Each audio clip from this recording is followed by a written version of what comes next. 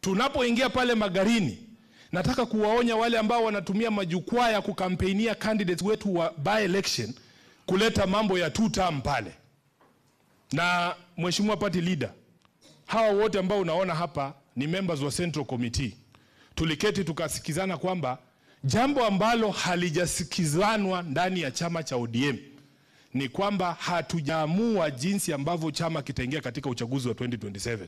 Na tukasema uamuzi huo ni muhimu sana kuachiwa watu wachache pale juu. Mimi nilitaka kwamba nyinyi grassroots leaders, alivyosema Mheshimiwa Bezimba, nyinyi ndio mtatuambia vile mnataka chama kiingie katika uchaguzi wa 2027.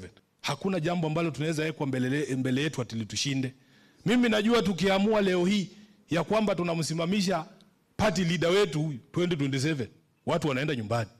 So nasikia kuna watu wanazunguka wakisema ati ni baba pekee alikuwa anaweza kuangusha wao kura. Kuna mjumbe hapa ametuambia mtoto wa Simba ni nini?